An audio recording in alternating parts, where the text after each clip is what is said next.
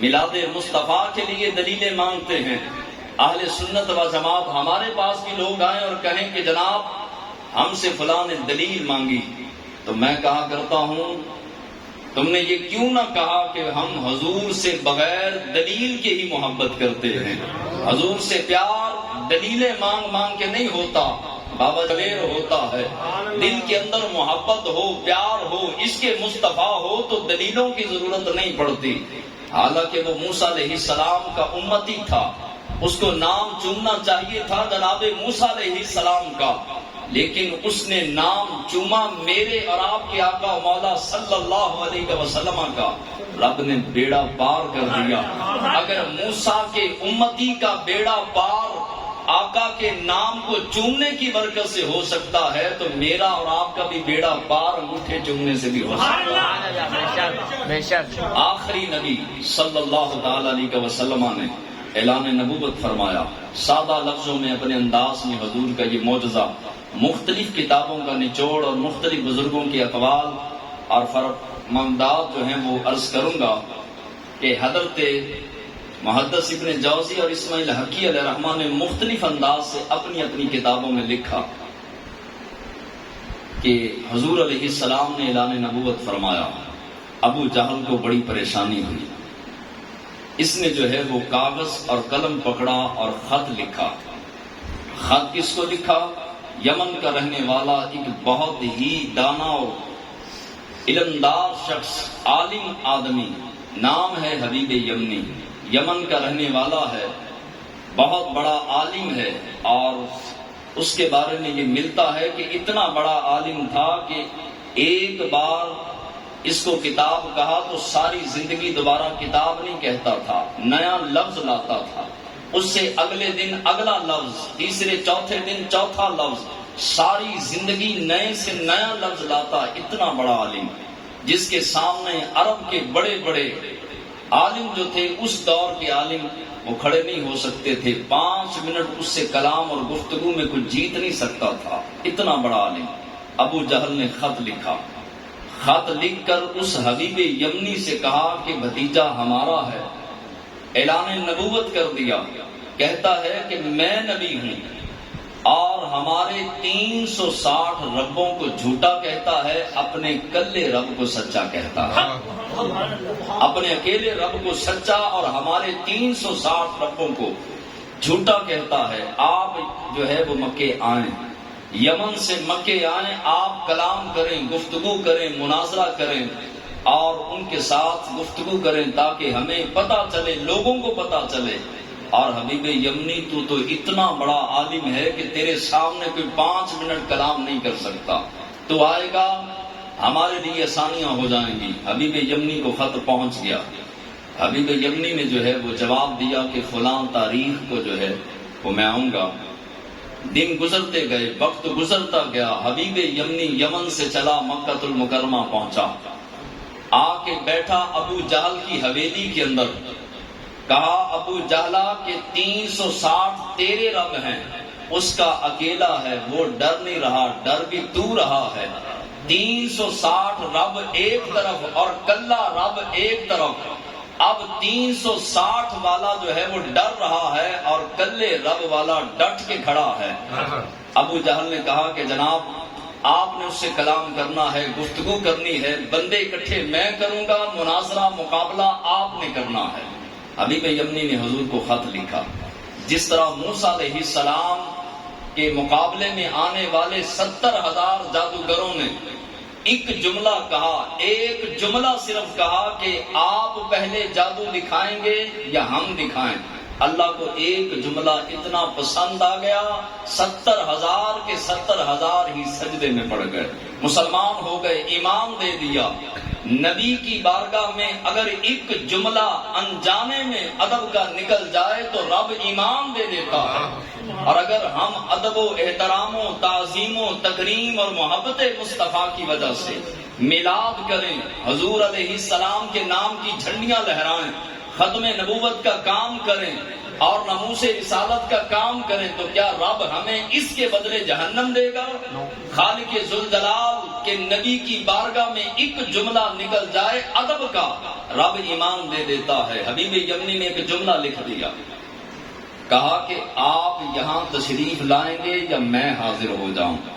آیا یمن سے مناظرہ کرنے، مقابلہ کرنے، کلام کرنے، بحث کرنے، تکرار کرنے ہے، لیکن ایک جملہ ادب کا نکل آیا کہ آپ تشریف لائیں گے یا میں حاضر ہو جاؤں؟ حبیب یمنی نے حضور کو رکا لکھا، قاصد لے کر چلا گیا۔ اللہ کے حبیب علیہ السلام نے رکا پڑھا، صحابہ کو اکٹھا کیا۔ محبوب خدا صلی اللہ تعالیٰ علیہ وسلم نے صحابہ سے مشورہ کیا کہ بتاؤ ہمیں مناظرے کے لیے، مقابلے کے لیے جانا چاہیے کہ نہیں جانا چاہیے؟ صحابہ کرام نے عرض کیا کہ یا رسول اللہ صلی اللہ علیہ وسلم کیا ہم حق پر ہیں؟ حضور نے فرمایا بالکل ہم حق پر ہیں۔ عرض کیا کہ بندہ نواز ضرور جانا چاہیے۔ اب ادھر بڑے بڑے ابو جہل نے سرداروں کو جمع کیا، اکٹھا کیا، ادھر میٹنگیں ہو رہی ہیں، ادھر جو ہے وہ صحابہ کرام نے عرض کیا کہ بندہ نواز ہمیں ضرور جانا چاہیے۔ اللہ کے حبیب علیہ الصلوۃ والسلام نے فرمایا کہ چلو تیاری کرو۔ اب صحابہ کرام بھی تیاری کرنے لگے، مصطفیٰ کریم علیہ الصلوۃ والسلام بھی تیاری کرنے لگے۔ شان نزول آیات کا یہ نہیں، لیکن آپ کے ذوق کے لیے عرض کر رہا ہوں۔ حضور علیہ الصلوۃ والسلام نے غسل فرمایا، غسل فرمانے کے بعد لباس نوری زیب تن فرمایا، اور اس کے بعد والتین والزیتون کا تیل جب گورے گورے ہاتھوں پہ انڈیلا، رب ذوالجلال نے فرمایا جبریل یا رب جلیل، فرمایا دیکھ محبوب کے گورے گورے ہاتھوں پہ تیل کتنا سونا لگ رہا ہے۔ مولا کیا کروں؟ فرمایا قرآن لے جا اور کہہ دے والتین والزیتون، محبوب تیرے ہاتھوں کی نسبت والے تیل زیتون کی قسم ہے۔ جبریل کہنے لگا مالک و مولا یہ تیل تو بازار سے آیا ہے۔ آواز آئی ہم بازار کی طرف نہیں دستے یار کی طرف دیکھ رہے ہیں۔ حضور علیہ السلام نے تیل مبارک گھنگریالی حسین کالی زلفوں کو لگایا۔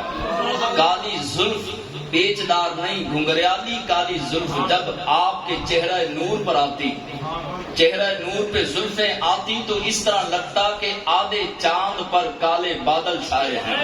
حضور علیہ السلام کے کمال کی حسن والی زلف جب سجی بنی سمری، حضور نے زلفوں کو تیل لگایا۔ رب ذوالجلال نے دوبارہ فرمایا جبریل یا رب جلیل، فرمایا دیکھ محبوب کی زلفیں کتنی سونی ہیں۔ مولا کیا کروں؟ فرمایا قرآن لے جا اور جا کر کے کہہ دے واللیل اذا سجا، محبوب تیری چمکدار زلفوں کی قسم ہے۔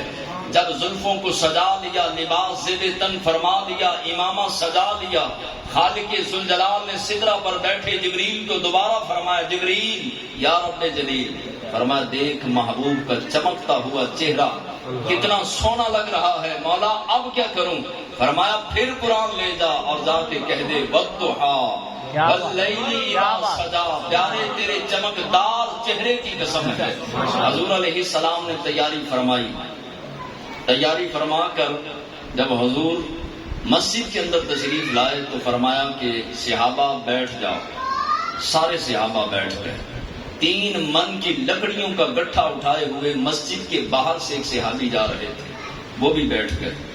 جب بیٹھے تو اللہ کے حبیب علیہ السلام باہر تشریف لائے تو وہ 3 من کی لکڑیوں کا گٹھا اٹھائے ہوئے وہ صحابی بھی بیٹھے تھے۔ فرمایا میرے غلام تو یہاں کیوں بیٹھا ہے؟ عرض کیا کہ بندہ نواز آپ نے خود ہی تو فرمایا تھا کہ میرے صحابہ بیٹھ جاؤ بیٹھ جاؤ، تو میں بیٹھ چکا۔ آپ نے فرمایا وہ تو میں نے مسجد کے اندر والوں کو کہا تھا۔ عرض کیا کہ یا رسول اللہ صلی اللہ علیہ وسلم آپ نے صحابہ کا فرمایا کہ صحابہ بیٹھ جاؤ، میں صحابی تھا، اگر نہ بیٹھتا تو ازلی بدبختوں میں لکھ دیا جاتا، اس لیے میں بیٹھ گیا۔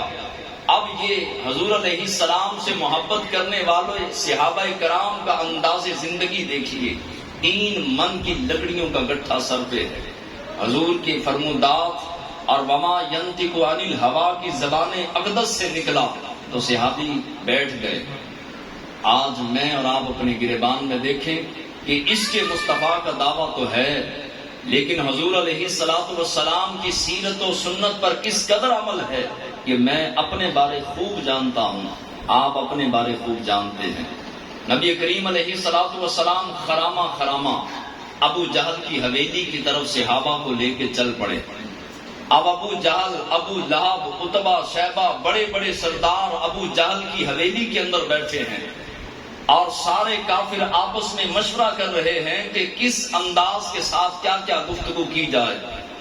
اور ابو جہل حبیب یمنی کو کہنے لگا کہ وہ بہت عقل مند، بہت سمجھدار، بہت دانا ہیں۔ یہ تعریف کون کر رہا ہے؟ ابو جہل۔ حبیب یمنی کو کہنے لگا ابو جہل کے بڑے سوچ سمجھ کے سوال کرنا، ہر سوال کا جواب دینا جانتے ہیں، بڑا علم رکھتے ہیں، وسیع کلام، فصیح و بلیغ گفتگو کرتے ہیں، لہٰذا ایسی گفتگو کرنا کہ جس کا جواب نعوذ باللہ ان کے پاس نہ ہو۔